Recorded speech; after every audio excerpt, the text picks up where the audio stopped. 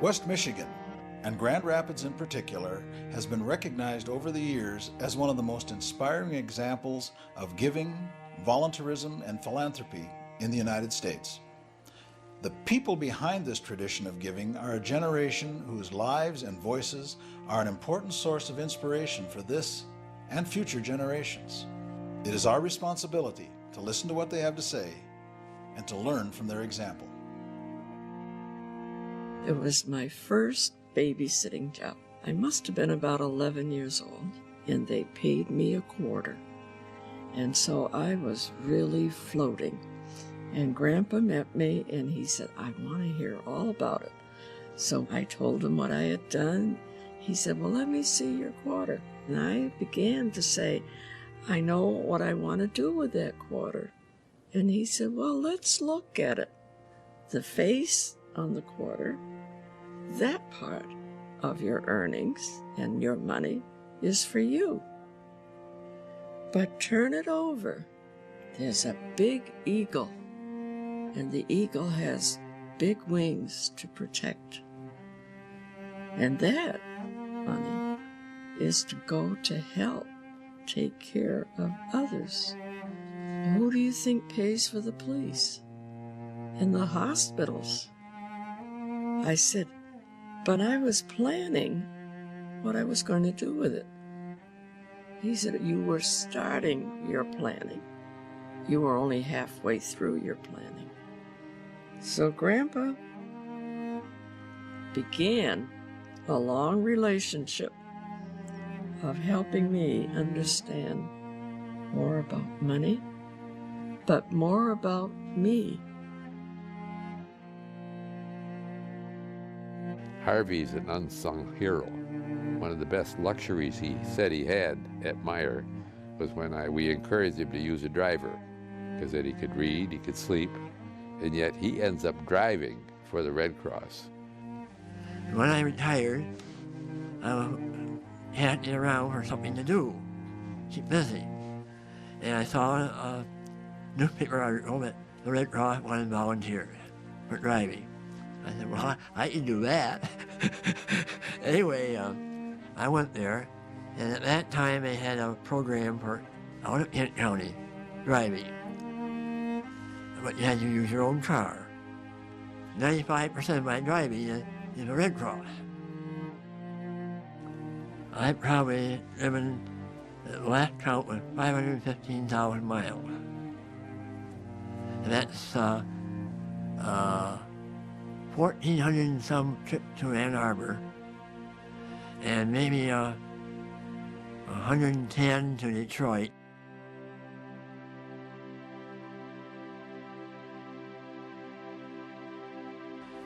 People like Harvey Lemon and Bunny Voss and Fred Meyer are perfect examples of the generation that defines this American century. It's a generation that has gone through much, and it's a generation that has achieved much. This is a generation we need to look to listen to, and to learn from. To understand them, we need to see not only their achievements, but also their character. What are their core values? What causes them to live the way they do? We all become who we are based on a variety of influences, such as our parents, the environment we live in, or events that we experience. In the case of this generation, perhaps their most significant formative experience was economic hardship. They were children of the Great Depression.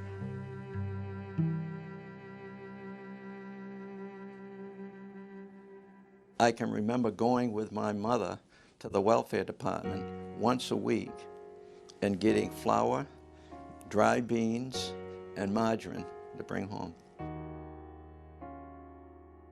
My parents had 5 boys. I was the oldest.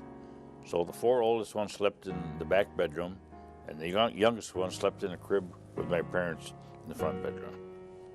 We didn't have anything to play with. We'd play out in the street with a sticks and a crumpled up tin can and play hockey and all. We were in debt up to our ears.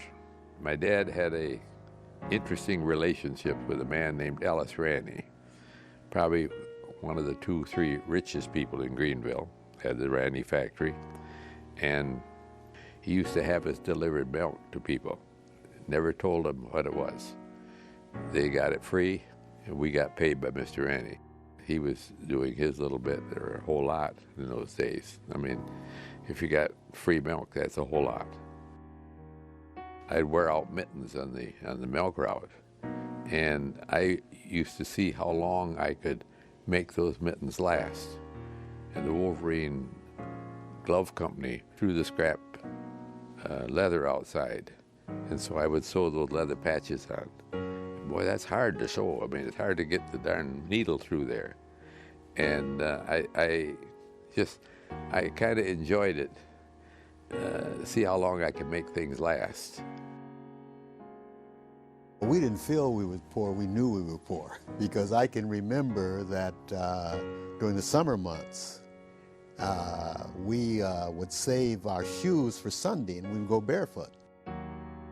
When we lived along the tracks, we would go and pick up the coal that fell off the cars that carried coal. During the day, each of us had a large stone that was put in the oven all day, and we got ready to go to bed at night. We'd take a towel, wrap it around it, and put it in the bed. And that was our heat.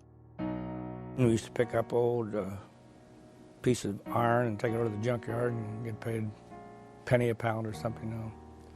I was a paper boy.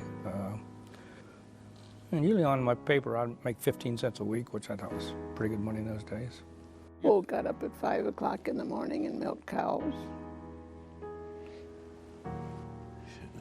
Daisy was the first cow? Daisy was the first cow. Oh, you planted potatoes? Planted potatoes by hand. We had a bag of potatoes over our shoulder and a little... My father would go ahead and mark all the rows, and then we would plant them. Both Stella and myself grew up in the Depression, and that mark never goes away. It's part of every day because we didn't have things.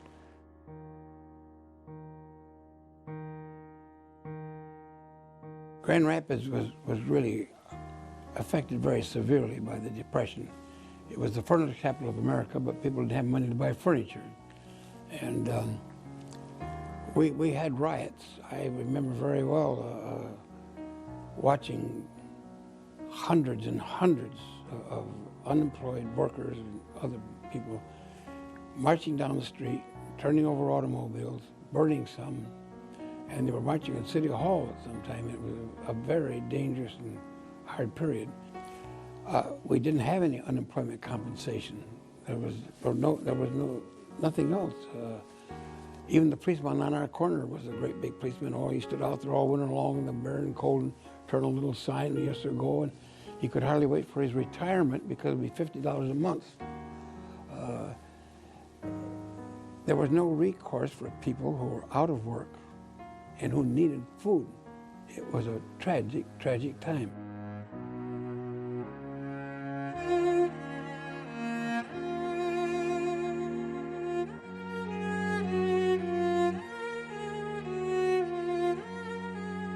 The Great Depression wasn't just a time of hardship for individuals and for families, but for whole communities as well.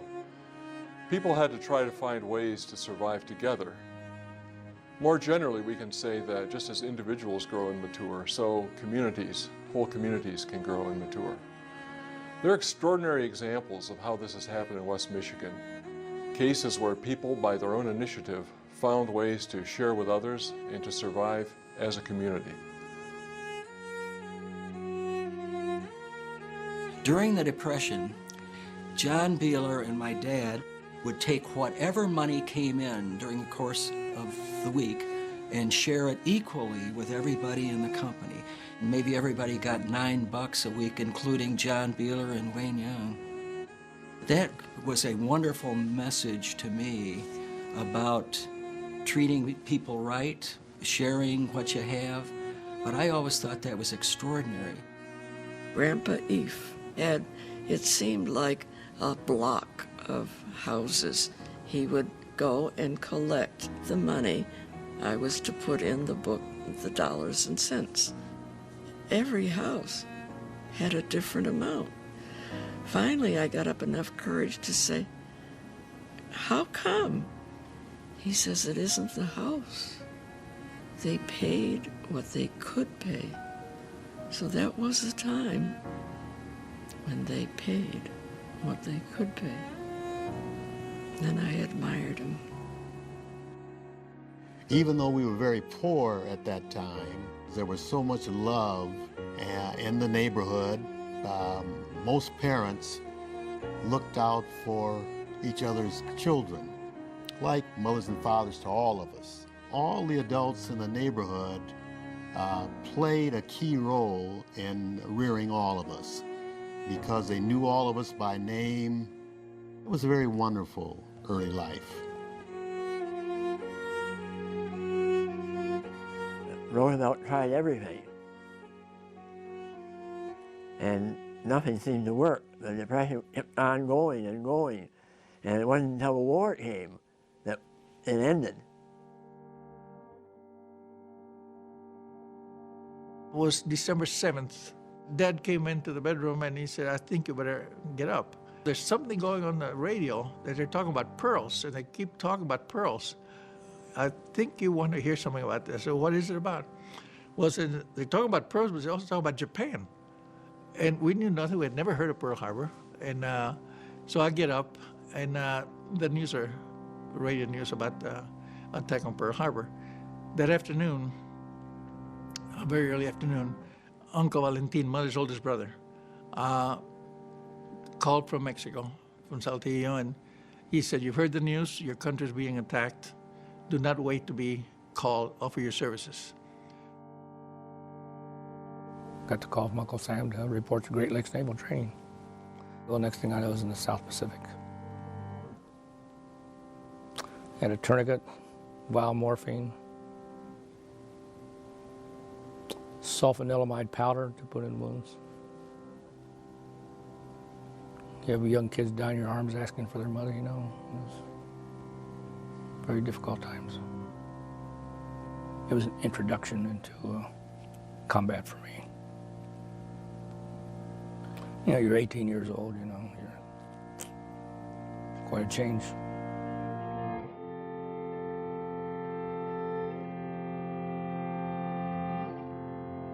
I went to the liberation of Dachau, the famous concentration camp.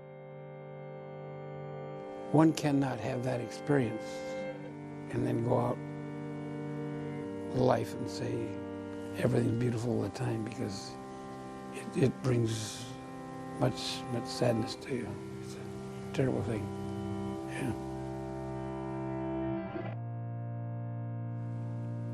Yeah. It's a bad way to solve problems. Killed each other. You don't think as much at the time because you're just trying to save your own lives, but eventually it gets to you. And that's what put me into international health.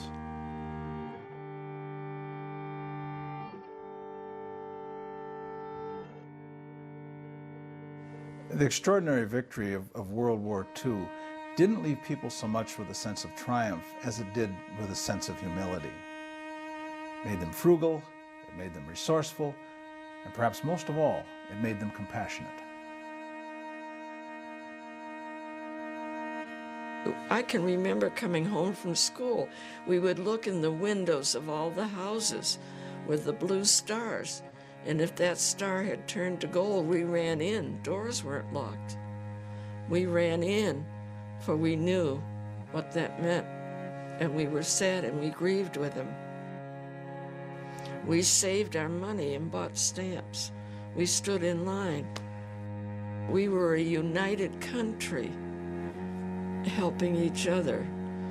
And I feel because we lived that, we have to speak up and talk about that. We have that gift of the life we've lived that needs to be told.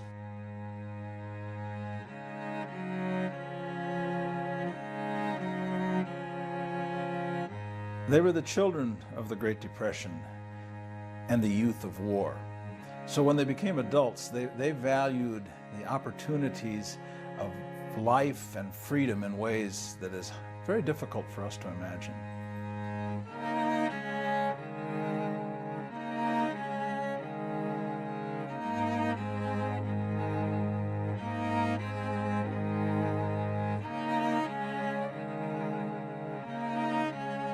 They worked hard and lived by the lessons they learned.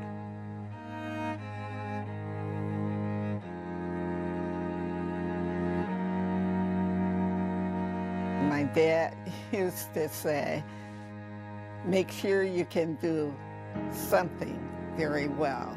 Even if it's digging a hole, dig the best hole there is in town.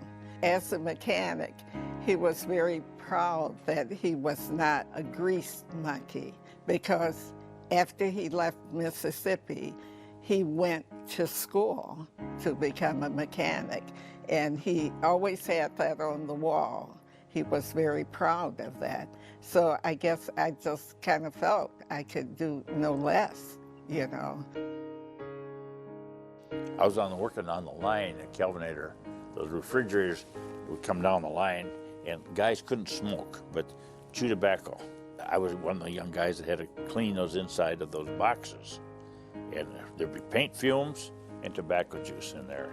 Then the guy in the paint mix room, he had to come out and with a bucket of paint thinner clean the paint out of those spray guns. I'd stay and help him. I wasn't getting paid for that, but I'd stay and help him. And so one day he came to me and said, Peter, they're going to put on a night shift, and they need someone in the paint mix room. So I'm recommending you for that job. And I went from 35 cents an hour to $1.25 an hour. So I got a good promotion. A lot of times you help people, and all of a sudden you need help and they'll help you. Jesse Carter introduced me to the Detroit Public Library. At that time in the South, public library was not available to us. We had the library in our school, but for African Americans, the public library was not available. So coming to Detroit and being given an assignment that took me to the Detroit Public Library to find a book to work on a project for that class. And when I walked in this building and saw this just beautiful, beautiful marble structure, staircase, and into the children's room, this huge fireplace with this just simply gorgeous mural, I thought, gee, I'm in fairyland. I kept looking around waiting for somebody to tell me, you don't belong in here, but that never happened. The librarian came up and said, can I help you? And I will always remember that time. After the war, the country was filled with new energy. They were bold and confident, filled with initiative and entrepreneurship. And the country grew with them. I began my college education at Calvin. At that time, Calvin was a very small school. I think there were only like 78 in my class. Most of them were veterans from World War II. And so we really had to work hard to keep up with these guys. I mean, they were all study and were mature compared to us 18-year-olds. Grand Rapids was a typical American city after the war. In fact, 3 times it was named an All-American City.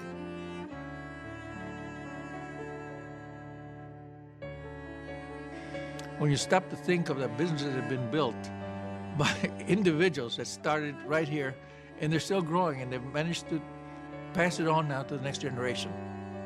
There's a very strong belief in self here in Grand Rapids. Rich DeVos and Jay Van Andel started Amway in 1959. I heard about them, and about 2 years after they were started, the top label salesman that we had said to me, Bill, you don't want that business. That's just 2 guys operating in a garage. And I want to tell you, less than 20 years from that date, they committed $84 million to convert the old Patent Hotel and the Amway Grand, a world-class hotel. Grand Rapids, like the rest of the nation, was bursting at the seams. For nearly 20 years after the end of World War II, the baby boom was filling up the nation's cradles. After the war, Grand Rapids followed the general pattern of urban sprawl that was taking place across the nation. Expansion into new suburban neighborhoods made downtown less and less relevant, both financially and as a place for community gatherings. Emphasis was placed on suburban development, on new malls and new neighborhoods, highway development, sometimes to the detriment of the rest of the community. If the downtown is not healthy, no matter how healthy the rest of the area, the image is going to be bad and it's going to hurt the development of the whole area. I think if people relate to the common community, then we all relate to each other. We have a common concern.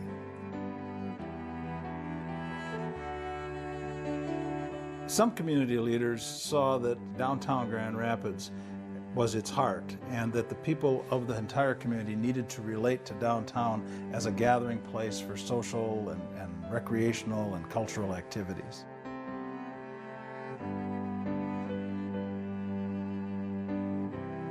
The first rejuvenation was done when Old Kent built their present building. Union Bank then built the other two buildings on that same street. And so that was a next start of that Vandenberg Center, they called that, and where the big Calder is today. It was a black mayor of Grand Rapids in those days. Lyman Parks is his name. Lyman got that rejuvenation going. That was the first effort. And then everything died. Everything stopped. It didn't work. It wasn't enough to just build new buildings. You have to recreate a vibrant downtown life, and that's what they hadn't done. It's not enough to just build buildings. Downtown Grand Rapids during the day was busy, but after 6 o'clock, it was an abandoned city.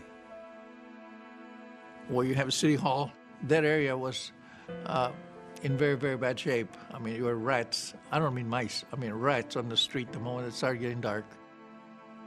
I remember downtown when all the stores were empty and we found there were fires inside the building. People kept themselves warm, just built fires. When President Ford came home in '76, the police wouldn't even let me run the parade route down Monroe Mall because there were so many empty buildings, because that's how John Kennedy was assassinated.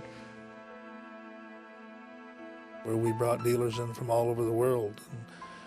And originally, we were almost embarrassed to take them to downtown Grand Rapids. The hotels were deteriorating, they were closing down, the theaters were closing down.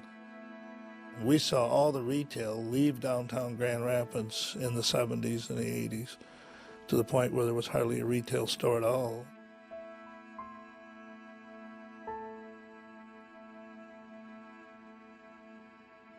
It was almost a dead city. And many people came along and made a decision that they were going to do something about it. It's at this point that Grand Rapids begins to stand out from a lot of other cities. People here saw that the process had to continue, that there was more work to be done. Downtown had to be more than just office buildings. It had to be a gathering place, a vital center for people. The person who saw this most clearly and who led others to share this vision was Dick Gillette. Dick Gillette was probably the most thoughtful, the most creative community leaders this town has ever seen. And he did it in a very warm, kind way.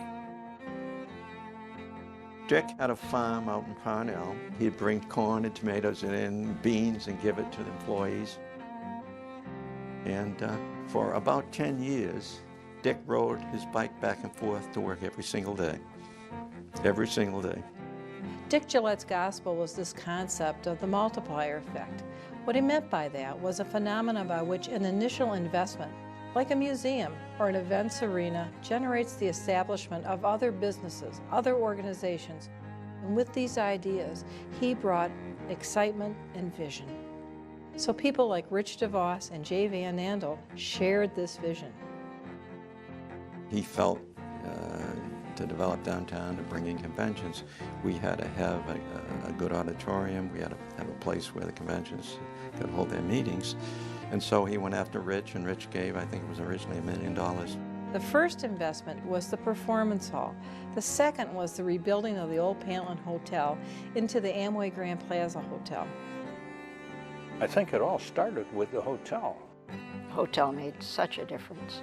It was the magnet, it was the catalyst for everything that's happened. Without the hotel, most of this couldn't be. When Amway built the Pantland Hotel, rebuilt it, that was caused things to happen around it. When they did the arena, more things happened, more bars, more restaurants, more entertainment facilities. When something happens here, then somebody else wants to fix up their building next door. It looked okay until that shiny building went up next to them. Then it didn't look so good anymore. And it catches on to improve a community. Philanthropy in Grand Rapids is absolute proof of the importance of local businesses.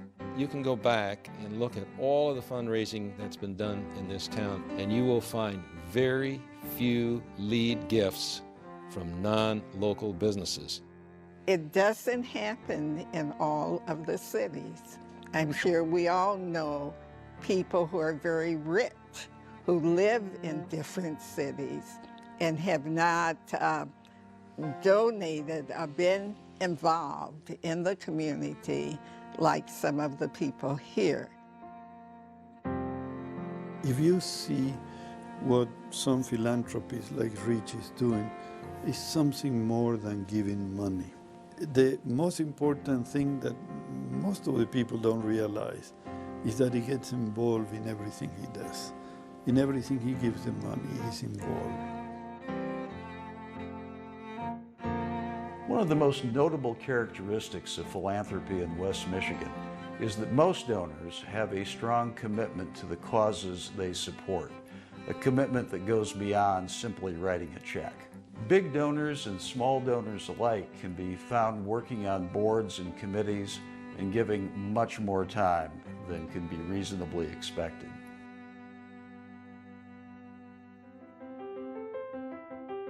Another strategy used here and in other communities to include people and generate a sense of involvement is through the naming of buildings and other community places, and making this an opportunity available to everyone, not just the big donors. It's a way to recognize everyone's contribution.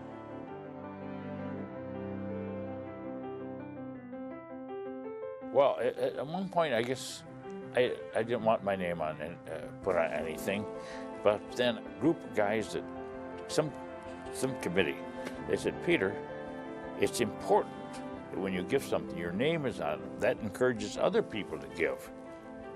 If they see your name on it, they'll say, oh, if Peter Cook gave, then maybe I should give something too. And I guess that is important, isn't it? It encourages other people to give. We were not comfortable in some ways with the David D. Hunting name so prominently. But on the other hand, I knew in talking to people that a lot of people respected my dad, and this would be a way to get money. That if his name wasn't there, money would not come in. And that appeals to the vanity a little bit. At the time that Helen and I put our name on that building, we had a big debate as to whether we should let our name on a building. Was it our ego getting away? Would it ruin us? Would it be a bad example? We decided it would be a good example. I think it's okay to name buildings after yourself, but I would not mind if the David D. Hunting YMCA became the Downtown YMCA in a few years. It does demonstrate that people who have the means are ready to share those means for the public good. Individuals are convinced of the good of a cause and they want to give to it, and their name on it makes a difference. And it was really the beginning of a whole new revolution of naming, to recognize contributions. It was the beginning of the whole drive to make philanthropy bigger and better in Grand Rapids. All those names in front of the arena on the patio, gave the average guy on the street a chance to put his name into history. It gives them a feeling of ownership in what is going on and what's being developed in that community. And it doesn't make any difference whether it's $100 or $5. It may be a brick in front of the arena, but it gives them a feeling of ownership. When he built the first performance hall, we had people who came down on a streetcar or on a bus and got off at our little office we had downtown in those days and would lay down, a woman would lay down $4, one for each of her grandchildren because she wanted their name on that board, to become a participant and a player. It's really important to include as many people as possible in the improvement of the places that they themselves would enjoy. For one, this guarantees a long-lasting commitment simply because real community always occurs in real places, in specific locales. So it's always about places where people actually live. It's about the places where we really want to see our children grow.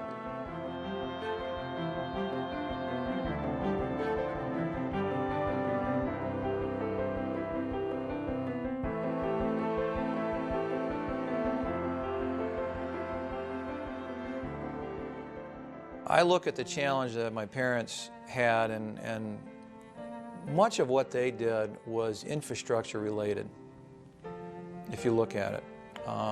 We built an arena, we built a museum, we built a convention hall, we built, all these buildings.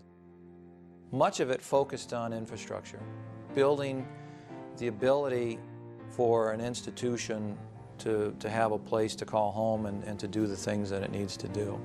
The challenge I see in my generation is to populate those pieces of infrastructure.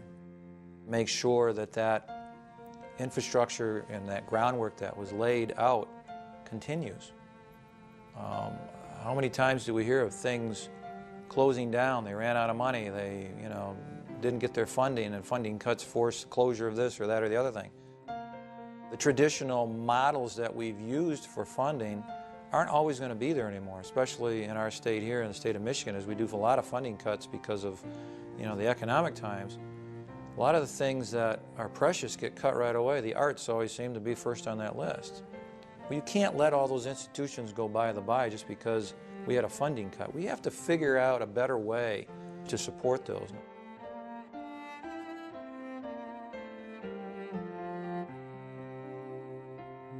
A lot of people contribute to buildings, museums, zoos, and some people contribute heavily to causes. And both of them are worthwhile. There's no two ways about it. You do need museums and zoos and gardens and what have you to create a meaningful community. If you don't take care of your social compact and do it right, eventually those buildings will be empty. You can't confine to establishing programs that only a few people can take advantage of, but I think you have to take a broader look at that and know whether it's really for the good of the entire community. Now what we need to ask ourselves is, what are our current needs? What are our future challenges? Our parents responded to the challenges of their time. We need to do the same. What are the areas that will help us realize our fullest potential as a community? When I read or hear about schools, particularly in the suburbs, I'm not sure those schools are preparing their students for the real world. And so that's why I think it's important that the schools do whatever they can to expose their students to people of different backgrounds, racial, economically, socially. The difficulties of the school system is the greatest problem our community faces right now. And it is tough. We have essentially resegregated. And I think that the focus from our perspective has to be on doing everything we possibly can to develop and educate those that are not presently receiving a quality education. I think it's absolutely essential because we believe that the future of this nation depends on to what extent we invest in education. And I think our society in the United States is going to be partially dependent upon whether we can improve high school education, particularly. We will continue to educate the very affluent, but where we're missing the boat is not providing the necessary resources where there's a concentration of poor living within an urban community. Because if we don't, we're going to continue to have high levels of crime, high levels of incarceration, high levels of poverty, and we need to focus on the things that are absolutely essential in making sure that all of our children receive an education. In a city like Grand Rapids, you know, it's a pretty diverse community, and we have different kinds of neighborhoods. I have learned that you first of all have to deal with racism if you're ever going to be effective with diversity. If you don't deal with racism, diversity is going to be a lot more difficult to achieve. A lot of people, I don't think, realize how deeply imbued in our society that this issue is. How can it not be? Something that's been around for 400 years. And it's referred to as a disease, a psychological disease of the spirit and the soul. People wonder, they say, well, you know, how do you know this stuff? Well, I had a black person, tell me this, that his wife was pregnant. And when she was getting close to delivering, they talked about how they should dress when they went to the hospital so they would be treated better.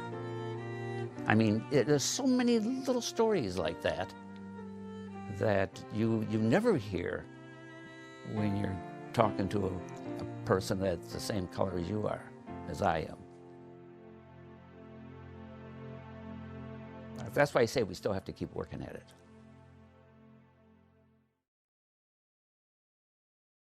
I think you need to evolve to some degree.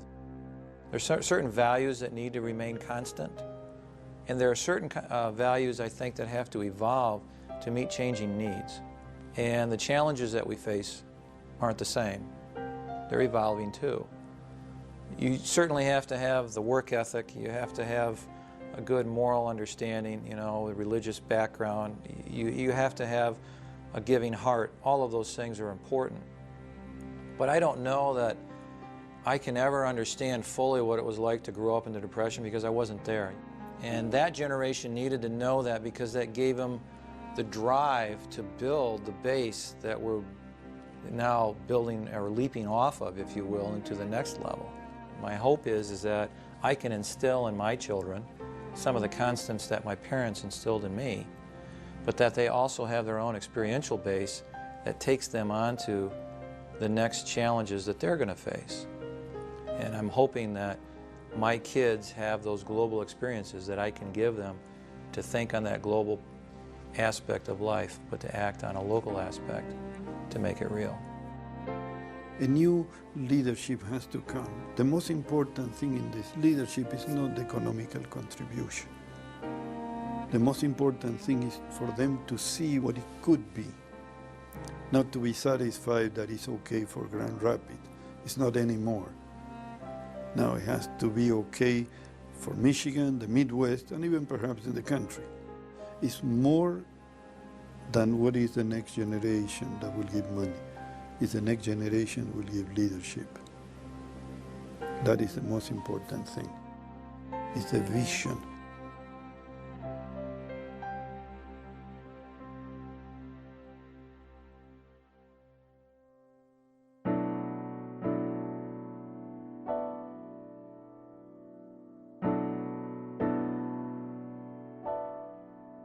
Grand Rapids is a city like any other city.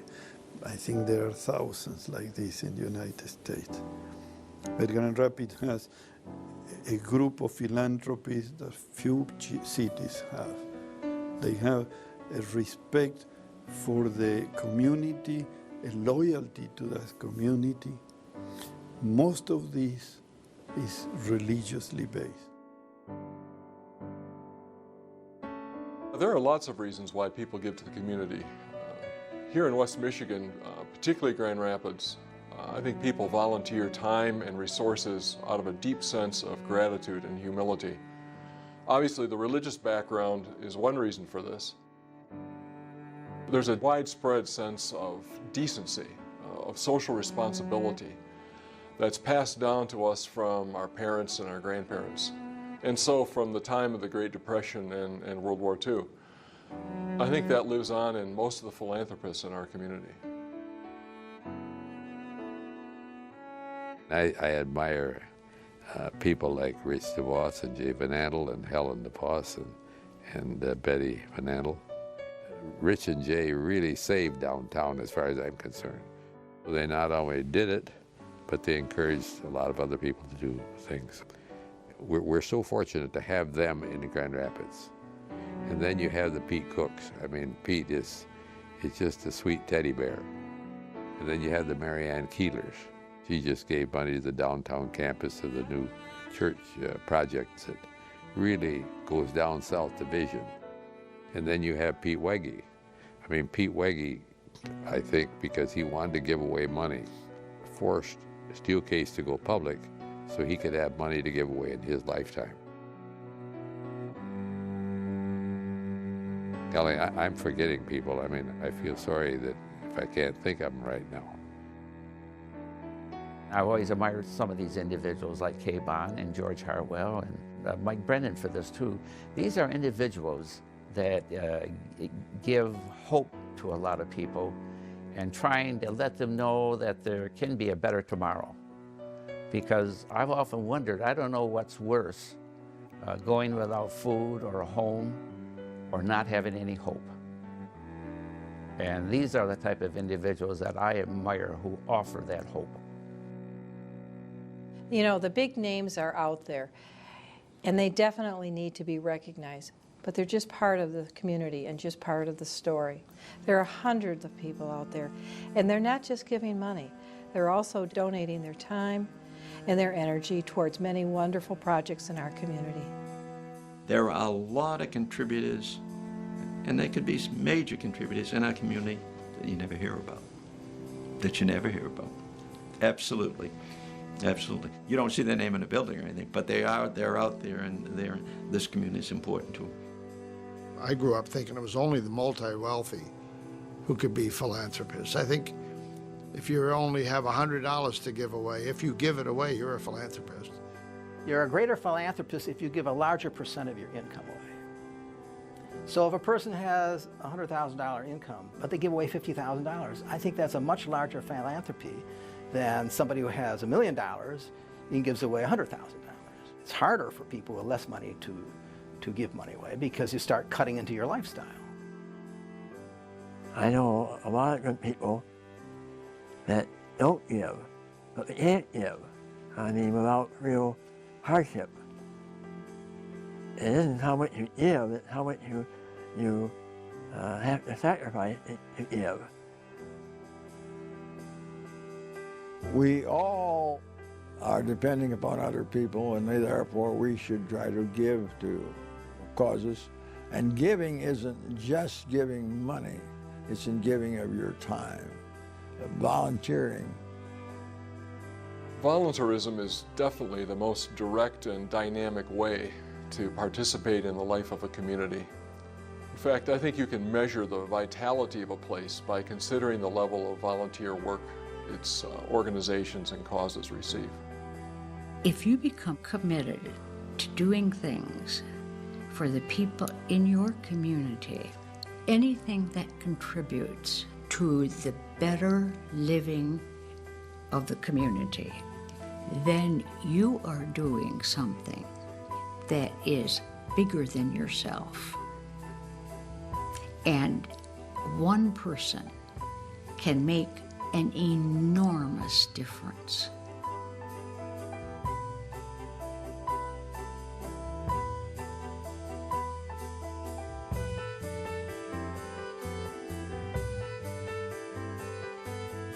But we live now, and we've always lived in a very selfish society. Everybody is out for their own little bit.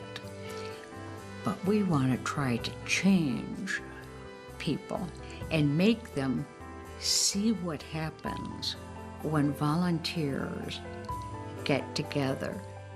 Volunteers that give right on the front lines, that work in God's Kitchen or work at Mel Trotter or work at the YMCA, those are the folks that I really do admire because they're sharing a gift with people and they're touching people directly. You know, we can touch people indirectly by helping these organizations and building the buildings and doing all that, but they're touching people directly every day. I think that's a bigger gift. I mean, we think of taking out of our means that we have been granted and given and earned, but you know, it's a lot easier to write the check than it is to get up and go down there and serve a meal in a kitchen or to wash the dishes. It's probably more rewarding because you get right into the mood of it and the spirit of it.